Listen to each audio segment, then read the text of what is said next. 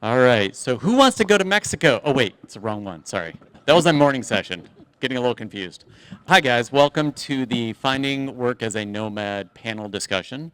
So much like this morning seminar, we're going to do it very similarly, where we're each going to go through, kind of introduce ourselves, tell us a little bit about ourselves, and then we're going to go from that point into me asking these several questions. We'll go through that. And then the last 15 minutes, we will be having people line up right over here, think along this line right there. And if you have any questions for us, then you can come up, ask it in the microphone, and we'll do our best to answer those questions. So does that sound good for you guys? Good? All right. Who out there is looking for a job? If not, all right. So only a few of you guys. Other guys just want to see all of us other suckers work. That's cool. Right on. All right. So my name is Brian Gifford, and so my experience has mostly been with seasonal work and temporary jobs, things like campground hosting, working at different festivals, things like that. And so a lot of my work experience is going to be along those lines. And I've been doing the nomadic lifestyle for about 15 years. And since hitting the road 15 years ago, I've actually managed to save money. So I make more money in a year than I spend, which that's what we all really want to go for. You never want to be in a deficit, right? I think with the tools that we're going to be talking to you guys today, we will help you get to that point where you're at least sustainable, and that's what we really want to go for. All right, that's what I got. Dave, you want to go ahead? Hey, everybody, I'm Dave Garvey. I've spent over 20 years working in large companies like General Electric and Deloitte, but I've also pursued my own entrepreneurial path and have done things with selling consulting services, e-commerce, and work that I've done in real estate. And I also have a nonprofit where I go and volunteer to deliver entrepreneurship workshops at homeless shelters, treatment centers, and other places where people are starting over in life. And I'm back, and I'm still Nola Kelsey. It's nice to see everybody after an hour or two. My main gig from the road is I self-publish, or design and self-publish books, activity books, puzzle books. I publish books for other people via Upworks or design books for them. But I also, as a backup, do pet sit, and I have been pet sitting in Las Vegas for the last 16 months. I always get a lot of questions about that from the road. So I'm going to jump back and forth quite a bit today, but I'll try to cover both topics for you. All right. So the question I want to start out by asking you guys are, what are a couple unique jobs you've had while being nomadic? Sure. So I'll come at it from the entrepreneurial perspective. So there's two categories that I would hit on. One is if you have a unique talent, and I mention that because usually or oftentimes unique talents you can charge a premium for. And so, for example, like when I was younger, I had an uncle. He used to say, Dave, you've got a face for radio. And so I was too young to know that he was trying to say that I was ugly. But what I came to learn is he was also giving me a compliment about my voice. And I found that over the years, there were different ways that I could use my voice to help me make a living. And so sometimes we know these unique talents, and sometimes we stumble upon them because people maybe say the same things to us over and over, and then all of a sudden it clicks someday. So unique talents is one. The other is, do you have something that you own or have access to where you can generate rental income? And so, obviously there's real estate and vehicles and things like that. But if you think about just the Airbnb model, there are websites where you can rent out a lot of different things. So there's websites where if you have musical instruments, you could rent out your electric guitar to somebody. If you have, camera, video equipment, things like that, there's websites specifically for that. They come with insurance products, things like that, so that you can feel safer loaning that gear out to somebody for a daily or weekly rate. And so unique talents, and do you have things that you can rent? And the question was weird jobs? Most unique. Unique. I don't know if you consider self-publishing unique, then I've got that. There's not a lot unique about pet sitting in my eyes, but I think maybe the work I do from the road is the only normal thing I do. So I'm probably not a lot of help with that question. So you tell us yours. Okay, I actually think that pet sitting is a little bit of a unique situation because I had a dog for years and I lost her about 5 years ago, and I've been kind of like a little bit of a hole in my heart from that. But this last year, I had some friends going to Brazil for 2 months and they needed someone to dog sit for them. And so I was able to accommodate that because I have my rig set up for a dog. And so if you do have those abilities, a lot of people, they want to go to the national parks, but they can't because you have a dog. And so you could even just offer that up to friends, or I've even known people that would set up outside of national parks and they would offer their services. So I thought that was kind of unique. The other one is that I worked for Cirque du Soleil for about 5 tours. And no, I'm not an acrobat, nothing like that. I'm the guy showing you to your seat. I'm the usher. But I will have to say it was one of the most wonderful jobs I've ever had because I got to see the show every single night. And I would just see them flipping themselves all around, and I got to see it for free. Sometimes in some of those cities, I was able to park for free on site. And so again, sometimes you just have to look for those unique opportunities. And it just, of course, I'm nomadic, so I'm going to eventually work for the circus, right? Just goes without saying. So we're going to jump to the next question. What are some technologies or tools that you find useful when finding work as a nomad? Sure. I have a simple answer. So I look at this, there's 2 categories. There are the tools I use to find opportunities, and then the tools I use to operate, my business, freelancing, whatever it is I'm doing. In general, for me, it's important to keep it simple, obviously, and keep it cheap. And I say that because there are a lot of technologies more and more each year where they seem very sexy and it makes sense to have them. A lot of these, for me, have proven to be unnecessary. And so when I look at what I would just call my tech stack, obviously I need a laptop. I have 2 websites that I paid someone to build, but I can update them on my own in real time. I am big on using spreadsheets, not just to run calculations, but they help me to organize my thoughts and all my work. And I have a presentation software that I use that's very cheap. And then I just have some simple design software. And so, again, if I have a specialized need where I need something I'm clearly not talented for, I might find my own freelancer. But for the most part, I can do most of what I need on my own with the small amount of technology and tools that I use. Say for book design and publishing, I like to have a big computer. I like to really be able to get in there and see what I'm doing. So I do carry a desktop whenever possible. And if I have to use a laptop, I like to have the biggest one available to me. And as nomads, we're used to buying everything smaller, but not in this case. Just doesn't really work if you really want to hone in there and do design work. I use the Adobe Suites. I freelance on Upwork. As far as technology for the pet sitting, I am on the Rover app, and I do have my own website, but I get most of my work through the Rover app. I've also looked into WAG, but I did find that they took too much of a percentage out. So does Rover, but they take less. And tools on the job when pet sitting, I have a leash and a roll of poop bags, so that pretty much covers me.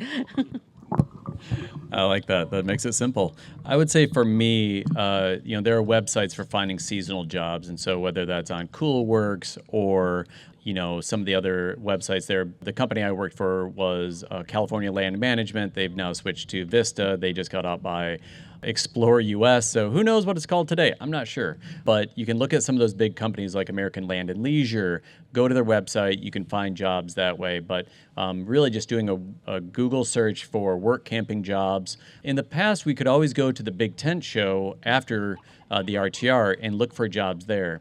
I will say a couple of years ago, I went to the Big Tent Show looking for a job, and there were not as many employers there looking for people as there were previously. I don't know what it'll be like this year, but I would not count on that going to the Big Tent Show and walking away with a job like we used to.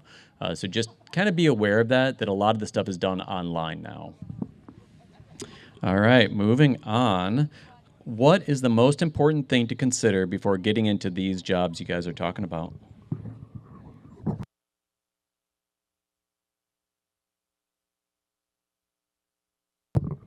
I prepared an answer for a different question. Well, for me, it's a lot of what I would just call money math. What's my runway? So if it costs me $1,000 a month to exist, and I have 6,000 in the bank, I have 6 months of runway.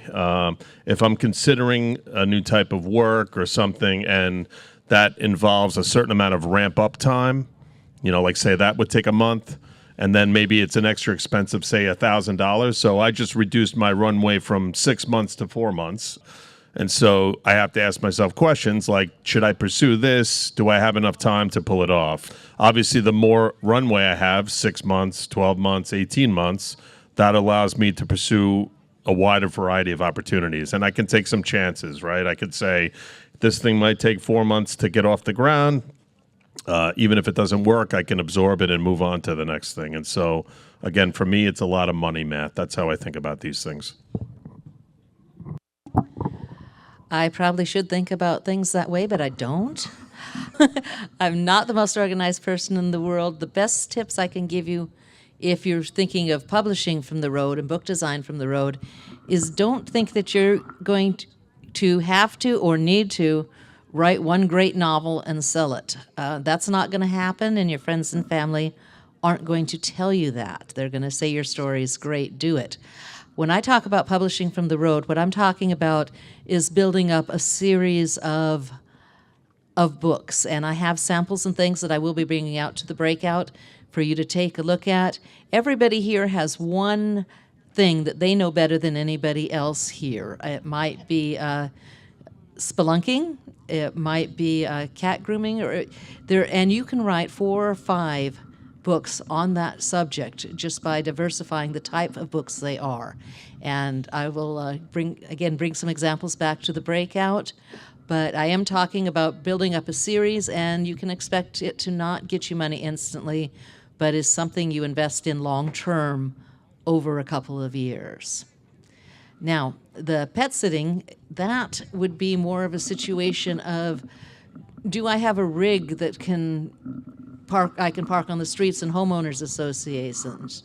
I target the rich communities where I can get the most for my pet sitting. And I like to be sure that the people I go after, if they're in homeowners associations, that I can park in front of there. And maybe for a schoolie, that might not be an option for you. Whereas you might be able to seek out farm opportunities. What I do in Las Vegas is I look for a concentrated number of clients in a certain area and try to just book them. And there's almost always in fancy communities where your rig has to be low-key. I also make sure that you can't have a dog generally. There are a few people I've met who say that's not true. I get a job now and then with a dog. But as a general rule, if you're traveling with your pets, you cannot pet sit because you can't leave your dogs out in your rigs getting hot when you go to meet the families. You can't sneak them in past their doorbells later.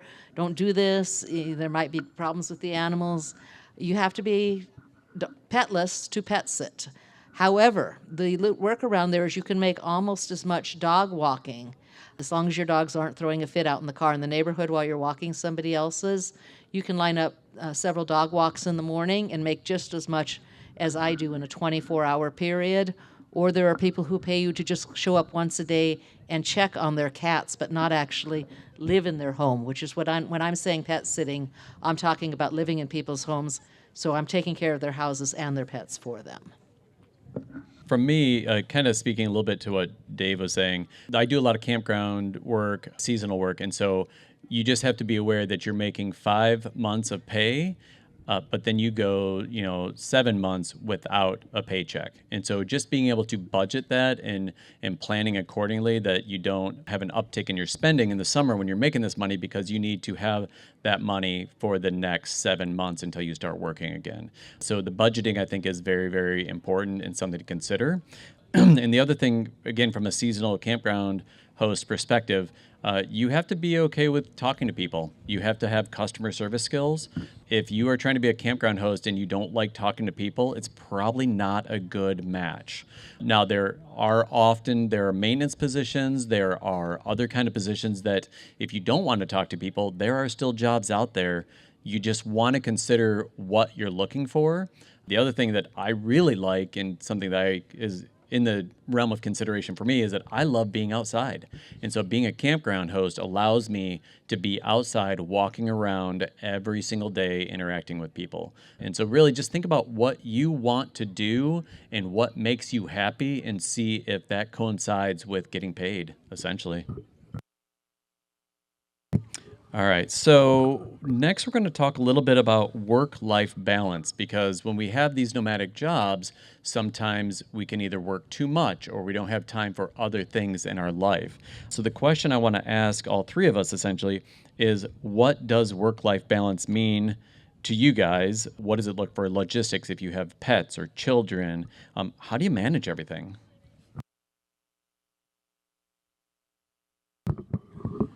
Yeah. So the first part of that is I need to make sure my basic work needs are met. So that's my laptop, my internet connection, my power supply, and my dog, right? And so making sure that I have control over those things at the start of every day, that already sets me up to have at least a good likelihood I'll have work-life balance on a day-to-day basis.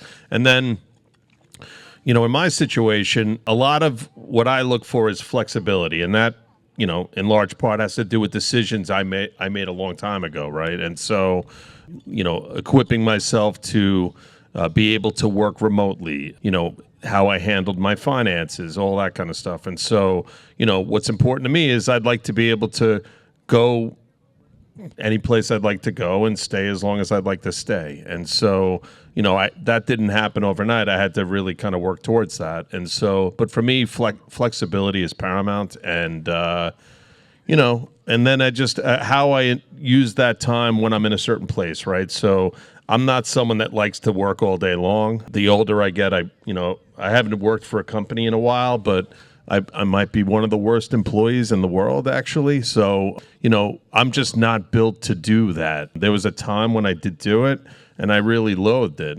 Commuting into New York City every day and everything that comes with that. It's just not who I am. And so it took a while. Everybody has to kind of pay their dues with, one or more things in life. But, I did that. And so now I get to be what I say is free now.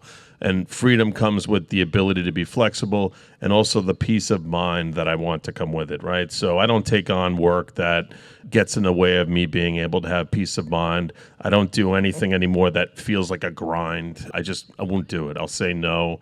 I don't care how much money it would make me. That's just for me, right? And so I wasn't always like that. I'm just fortunate enough to be in a spot where I can do that now. I have no work-life balance. I haven't in the 14 months since I've been in Las Vegas, doubling the type of work I'm doing by pet sitting in addition to the book publishing. I'm just refilling my emergency fund. But I do hope to get it back someday. And for me, what it looks like is the ability to kayak in the morning before I sit down in front of my computer.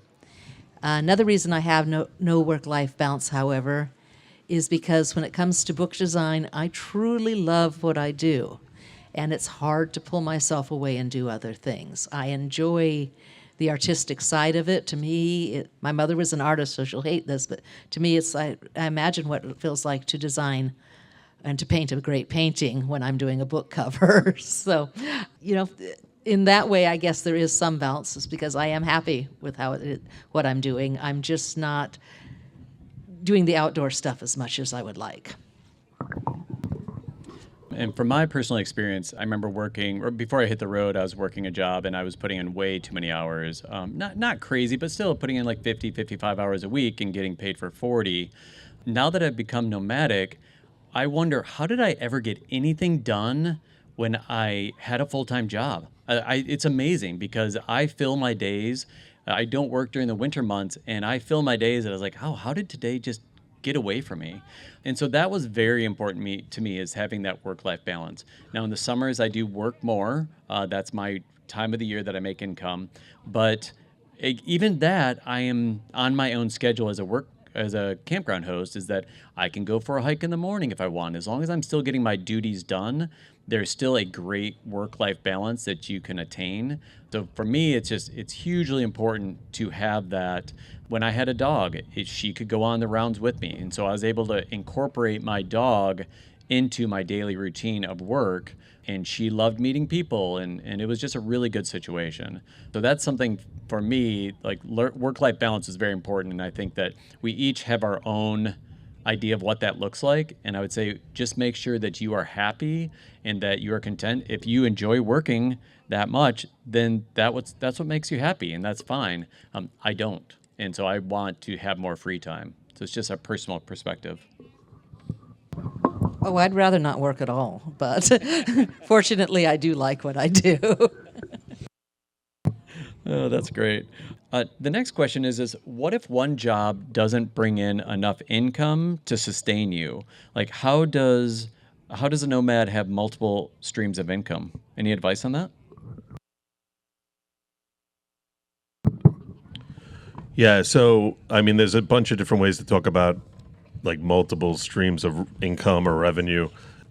I would say they're all not equal. Some of them take a lot of planning, but if I was just to talk about one thing, it would be, so like yesterday I was talking to somebody who's a farmer. He farms 6 months out of the year, and then he spends the rest of the year, going out and about, living a nomadic life, and he generally does not generate income during that time. And so if I have expertise, like I'm really good at, let's say I farm like ginkgo biloba, right? And so my neighbor farms sassafras or whatever, right? And so not only am I able to generate income as a farmer, with my crops and the yield and all of that, but, maybe I sell my services as a consultant to my neighboring farmer and say, hey, if you want to learn how to grow ginkgo biloba, I charge this to teach people how to do it. Or just as a farmer in general, I could be an educator. There are always people who want to get into farming. I can sell my training or education as, a course or a workshop or something like that. And as a campground host, you are paid to be a presence. That doesn't mean you have to be on every single second. And so you do have free time. So maybe you have skills in bookkeeping or some little bit of accounting knowledge. You could do that as a side gig while you're doing another job. And so you really can have two jobs at once. Yeah, kind of double dip on that. And so I mean, that's again, one of those things that you guys just want to think about out there is how can you make money in multiple ways that'll be the most bang for the buck? Okay, so the next question I have is about how do we sell ourselves? So when you think about marketing yourselves or selling yourselves, whether that's to start like an entrepreneur endeavor or maybe a gig job or maybe just a job interview, like a normal day-to-day job interview, how do we best sell ourselves, guys? Oh, thanks. Sell without selling. Two words come to mind: language and location. The language I use when I'm selling or marketing myself, and then the location of where those buyers are. And so when I say buyers, it could be employer, it could be anything like that. But from an entrepreneurial perspective, for me to sell myself, I might think I'm smart and have these great ways of saying things that will make people buy things. But if I'm even thinking like that, I'm already on the wrong road. And so what I have to always do is put myself in the buyer's shoes, think about what matters to them. And I'm not talking about being manipulative or dishonest. I'm saying ask the questions, right? That's the other thing about selling. I shouldn't be telling people anything. I should be asking questions, right? I should word everything I say as a question. So, if I'm painting houses and I, go into a neighborhood and knock on someone's door, I don't knock and say, hey, I'm a painter, I'm here to paint houses, and if you sign up today, it's 10% off. That's not what I would do. I would ask questions. Hey, are you planning to paint your home? Or when was the last time you painted it? Or would you like me to take a look and see if the paint is still protecting your exterior? Or, hey, I was in the neighborhood and I see some of these homes that have like a Arizona palette and your home is like toothpaste green. Would you like to maybe change the color of your exterior, right? And so I should be asking questions, right? Not selling myself. People don't like anybody that comes on with a hard sell, right? I don't care if I'm at a farmer's market or anywhere. Anybody that does that, Some people get away with it. It's their personality, but that is very rare. For the most part, I should be learning how to sell in a way that lands the right way with the buyer. I need to understand what their problem is, what am I trying to solve, and what is the benefit for them. The question again, sir? Well, first off, what I just heard is Dave's going to paint our houses. So give it up. Who wants their house painted? Woo! He's going to improve that mint green, toothpaste green. Okay. The question was, how do you market yourself or sell yourself for these gig jobs and things of that nature, the pet sitting, whatever it may be? For the pet sitting, and I could also put in the same category the freelance book design on Upworks. I started low, the first few gigs, taking lower value, lower paying jobs in order to just get in there and get those 5-star reviews. And then I slowly raised up my rates after that. And one piece of advice, if I knew now, starting that all over, if I knew now nope, still not working. If you are still in sticks and bricks, or you're just going out part-time and you haven't totally dialed into life on the road, use that time now. If you're interested in maybe you think someday you might need to earn some money through Pet Sit, get on Rover now. Get a few clients in your hometown. Get those 5 stars on there and those reviews on there while you have the time to do it. And that way, if you have a financial emergency on the road, you're not starting from zero building up a client base. You've already got no one's going to take your reviews away from you. And I'm sure the same goes for working with Upwork. Just slowly start establishing yourself before it becomes an emergency situation. All right. And what I would say is, again, I'm always going to be speaking to you in the perspective of a campground host or that kind of seasonal job. But even though these are not necessarily professional jobs, still take it seriously. Don't just be like, oh, it's just a campground hosting job. I got this. No, do a little homework. And I like Dave's suggestion of asking questions. Again, I'm thinking about interview perspective, or when you're talking to someone about potentially getting a job, ask them really good questions, as far as, what does a day in the life look like for you, or what are my responsibilities, or tell me a little bit about this.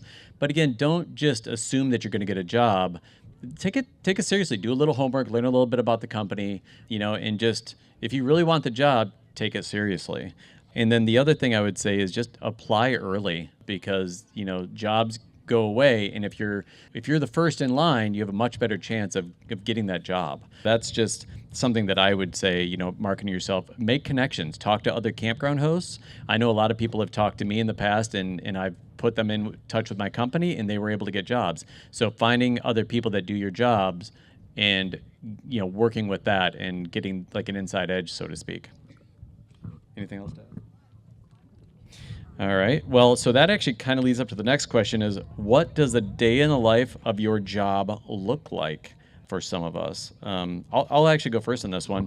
Again, campground hosting, pretty simple. I wake up in the morning, I do my rounds. I walk around, I talk to people, I collect envelopes if they didn't pay the day before. That's my morning. It might take an hour. I clean the restrooms during that time. Then I go and have coffee and my breakfast, read a book, hang out. I might go for a hike. And then in the afternoon, I go around and clean the restrooms much more thoroughly. But again, I'm doing it on my own schedule. I just have to do it sometime between 8 and 5, we'll say. And then in the evening, once again, sometime in the afternoon, I might go for another walk. I'll go to the grocery store or whatever. It's my own time.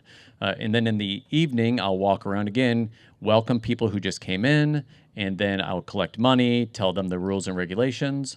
And that's kind of a day in the life for me as a campground host. I still have 2 days off a week, so I can still go backpacking, I can still go exploring, I can go anywhere I want on those 2 days. Someone else comes and covers my campgrounds during those days. So again, as a campground host, you are not working 7 days a week. That's just not right. So you want to do this job and still have your time off. Again, going back to the work-life balance, of course. But that's what a day in my life consists of. How about for you guys?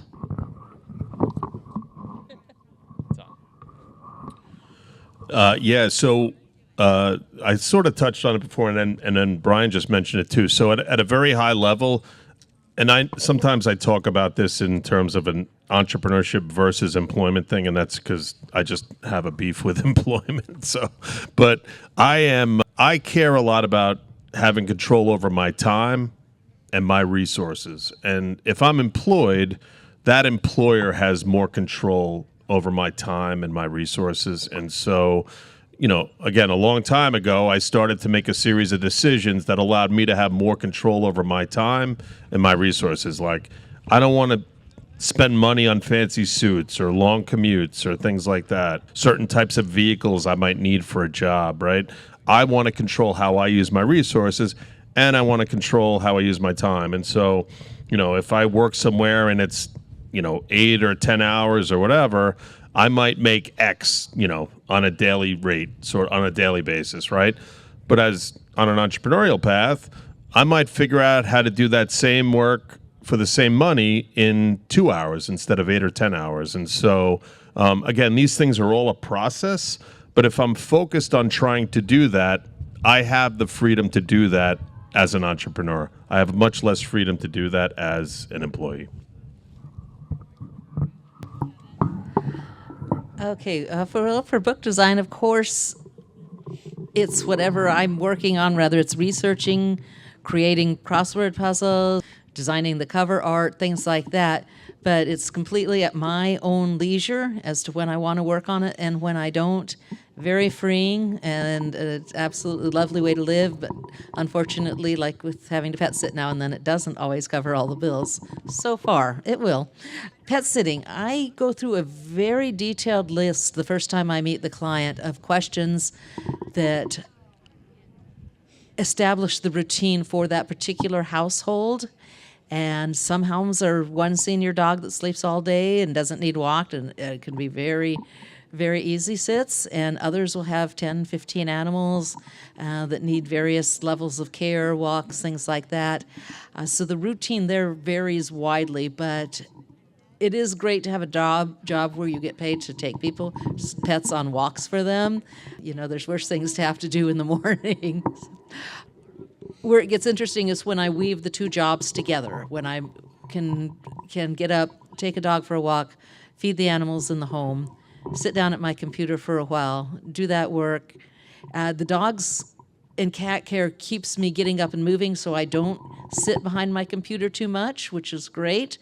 And yet they provide me the opportunity to be able to work two jobs at the same time and get paid for two jobs at the same time. Yeah, I love that aspect of getting exercise. You're really, again, kind of getting paid to exercise at that point, and I think that's a really good. Otherwise, I would not exercise, right? And so I think that's a really good way of doing it. Is like, oh, rather than a gym membership, I'm going to have someone else pay me to go walk their dogs. Not a bad deal.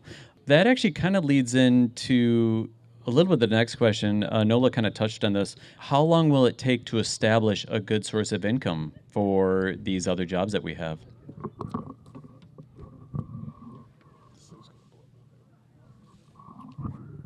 Kind of what I mentioned before about the money math of this, different things take different amount of time, and it's based on my own situation, how long I can devote to something. And there's ramp up time and there's runway. How much runway do I have, which is the finances I have that carry me for a certain period of time, and then the ramp up time that's outside of that. It needs time, maybe money, and so that changes that money math a little bit. And so when I go into situations, I need to know how long does it take to ramp up. And so I'll do research. I'll figure, if it's something that's brand new for me, there's things that I've done over and over. And so I have, it's fairly repeatable. So I know what is involved with it.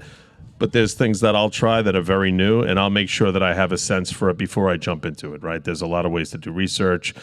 There's nothing I've ever done that somebody hasn't done before, and so I do my best to, even writing. Like, I don't consider myself a writer, but I started writing about a year and a half ago.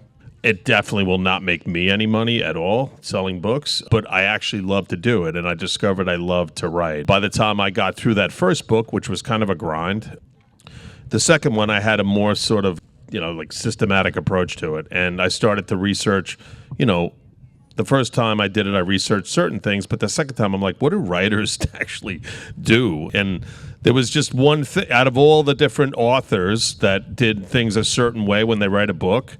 I saw Stephen King just said, when I write a book, I write 6 pages a day. And as soon as I saw that, I'm like, oh, this makes so much sense. Like, this is actually kind of how I follow what when I'm writing, I look at it that way. I do a certain amount of pages every day. Sometimes it's more, sometimes it's less. But at least it was, a way for me to just, I had a way to compare myself to something and a goal to about how I wanted to achieve that. And so, if I'm writing, 150 pages, divide that by 6, that's how many days it'll take theoretically to write the book. And so I want to have a sense going in. It doesn't have to be precise, but I'd like to have a good idea before I jump into something. Everybody is different in the publishing world, and if you really put your heart into it like I do, I'm 2 years in and I'm still not quite making enough to live comfortably, but other people just seem to have a magic talent for it. And of course the secret there is marketing. I'm awful at marketing. I just have no head for it. I get distracted easily by making pretty things and chasing butterflies. So I can't promise anybody who says they can say how long will take you to ramp up a small press or publishing company is they're speaking for themselves and not for you. As far as the pet sitting, you need to be able to get to a town and go to what are called meet and greets, meeting people in advance to set up the job. And some people like to set up their bookings and make sure they have someone to cover their holiday weeks or months in advance. And other people call with an emergency and, need you to start. I've had one person come up, ask me if I could come up and be there in 4 hours. And I was in Pahrump and they were in Vegas, But to get the initial just steady base of clients, because I'd say 70 to 80% of my business is repeat clients, you need to allow a couple months of doing good work and, like I said, starting with your lower prices and working your way up. But you can be booked almost all the time. I've had months where I've only had 3 to 4 days off. And my general policy is if I have 1 or 2 nights between gigs, I will stealth camp in Las Vegas. If I have 3, 4, 5 nights off in between gigs, I use that time to go out and go boondocking. Unfortunately, Vegas is ideal for that because of all the places you have that you can camp for free around there. But just to ramp up and really be sure you have a steady income, I would allow a couple of months. And I'll say that this is one of the advantages of having a seasonal job is that when it starts, when it ends, you can plan accordingly. And the beautiful thing about that is that you could still publish during those times. So campground hosting jobs, they can go anywhere between 15 or 20 hours a week up to 40 hours a week. So if you got one that's just 20 hours a week, you have a lot of free time. And at least then you can give yourself more time to ramp up and actually get some better income coming in so that you have enough to survive at least, and then you could be working on your book or your other entrepreneurial endeavors that way. So just again, this is a way of combining all of these ideas into something that will work for each and every one of you guys, and some will work better than others. So really just kind of knowing what all of your options out there I think is very, very beneficial. And speaking of beneficial, what are the benefits of the jobs that you guys are talking about today?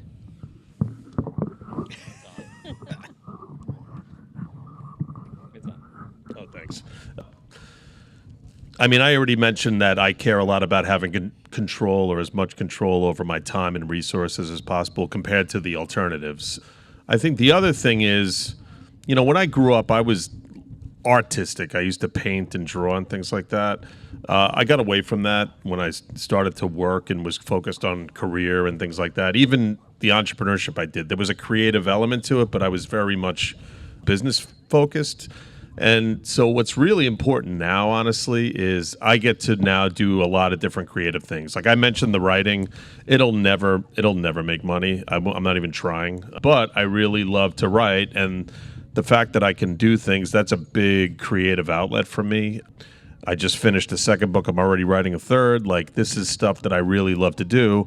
And I can devote, a couple of months at a time, while I'm doing other things to writing a book. And so just the ability to be creative is huge. And frankly, it's like a mindset too, right? About the creativity. I mentioned, if I'm employed and I'm working 8 or 10 hours a day, I make X amount of money. If I figure out how to do that in 2 hours, the better off I'll be. But that creativity, knows no bounds, right? Like I'll think about things. I'll pursue things that would have been invisible to me on sort of any other path. And so I like that I'm able to do that, be creative and spend time with people too. Like, the farmer guy I was talking to, we were talking about other ways that he might make money. And so, it's just, again, these are things I would not have done. I like being able to let the creative juices flow.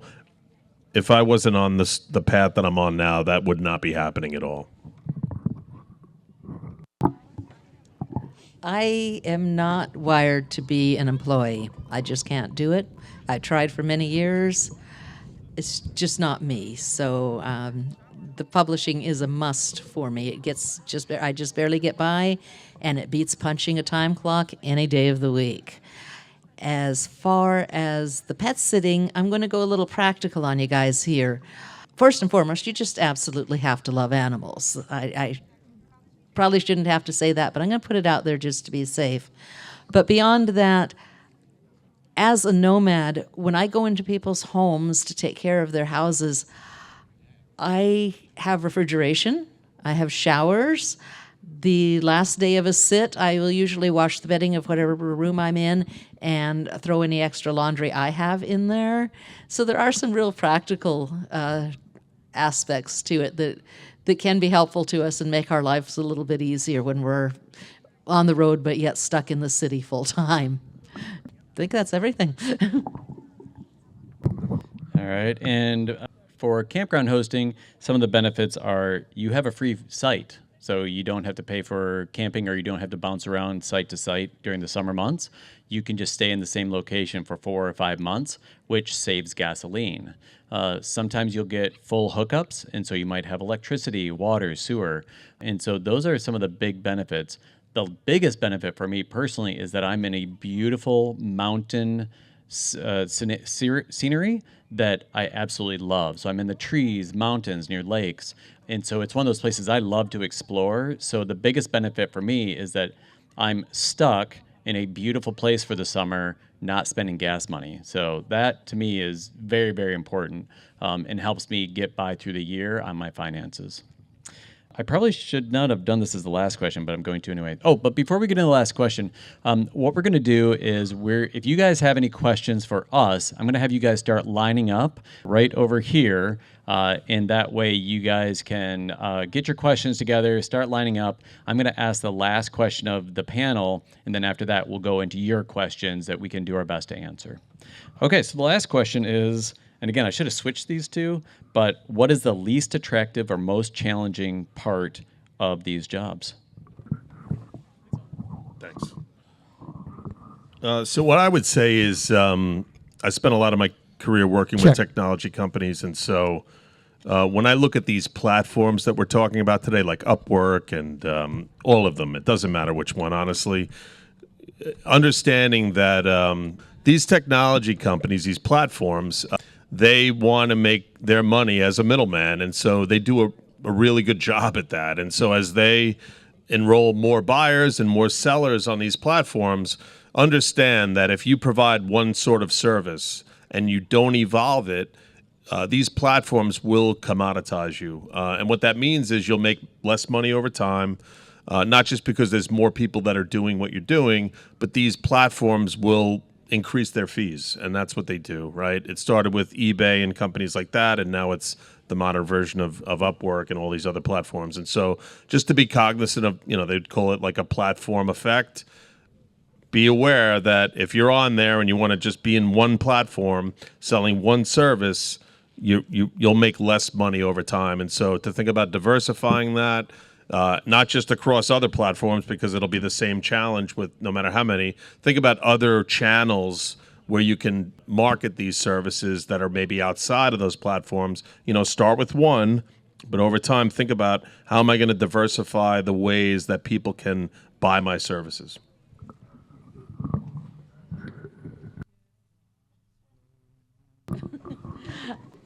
This is the worst part of the job. Is that what we're on? Yeah, the least attractive in both cases for me would be the pay. I work a lot. I think I deserve to have, a little more money in my pocket. And again, with the publishing, that's very flexible. And if you're better at marketing, you have a much better chance of making income faster than I do. But no one's going to get rich pet sitting.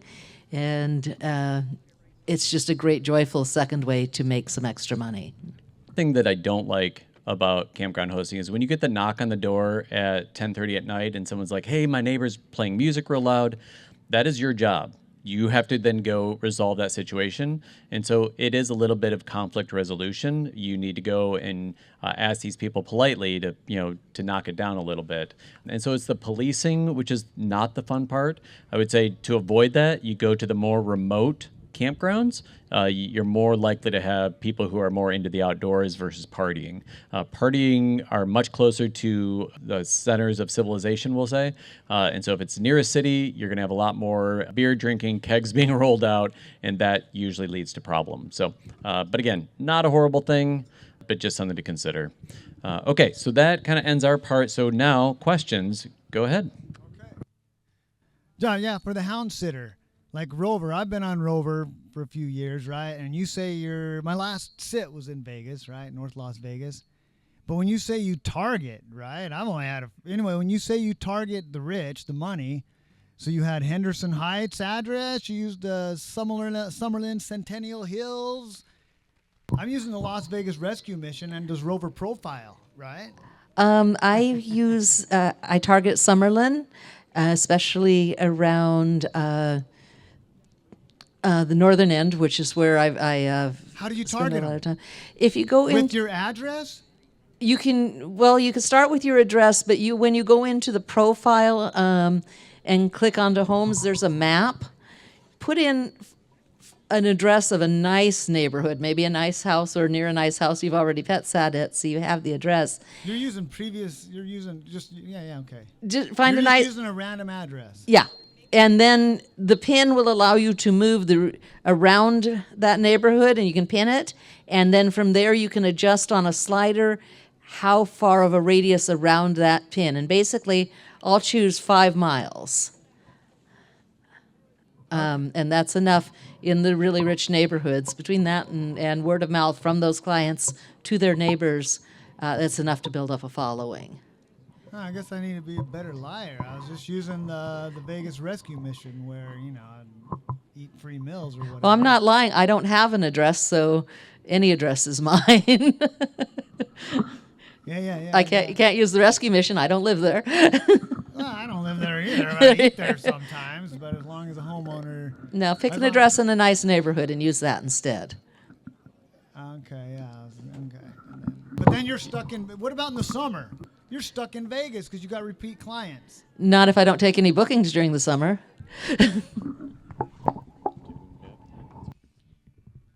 Thank you for this very practical panel discussion. One of the books I want to recommend is called The Artist's Way, and it's for writers who have creative blocks. There's something she recommends in the book, Judy Cameron, the morning page. And so you basically journal, and it's kind of like just getting out any random thoughts that are clogging your mind, preventing writer's block. Number 2, when you're looking for a job, pick one that suits your personality and your values. Don't just take anything. I think that's important. So my job's here in Quartzsite. Go to the Big Ben, the big tent sale.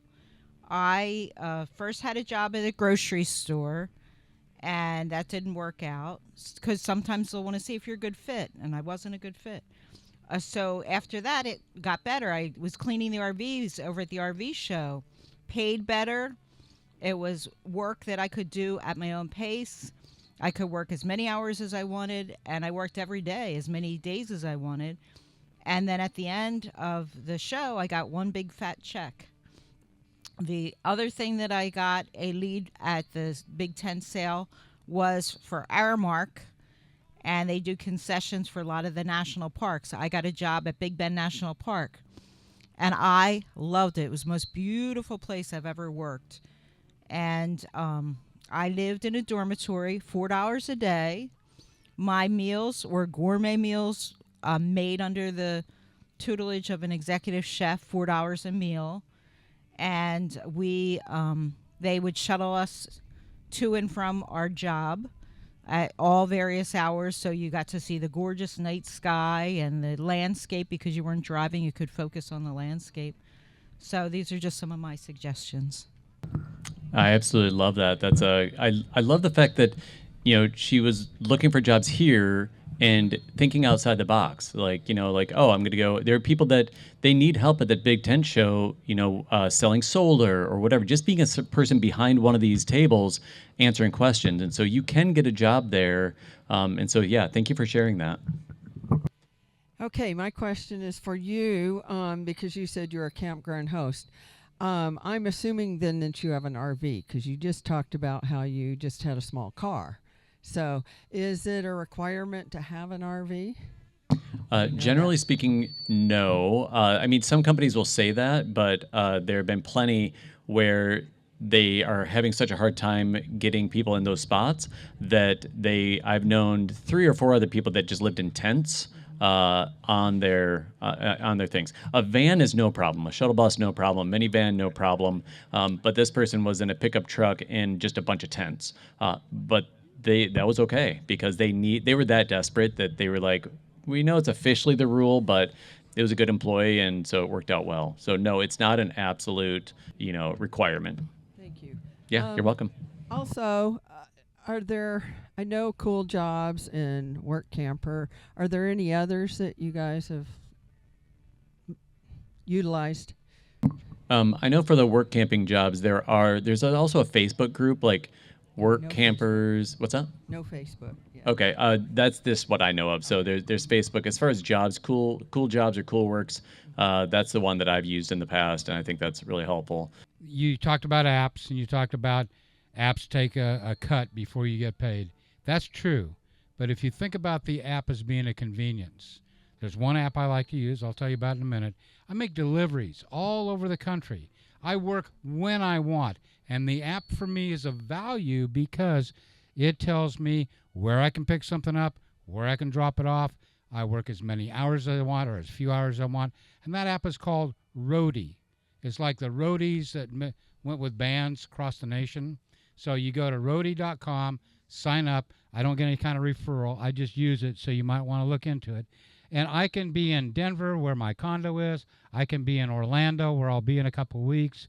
I can be in Phoenix, where I was a couple weeks ago, and I can be making $100 a day. Not bad. And if you use your vehicle, you can deduct the miles. So far, I haven't made any money yet. Thank you. No, that's a great point, to think of it as a convenience fee or just the price of doing business, right? Like we're all going to have overhead, and what that looks like for each of us is a little different.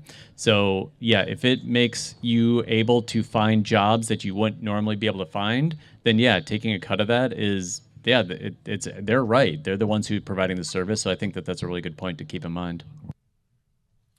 My suggestion is pyramiding.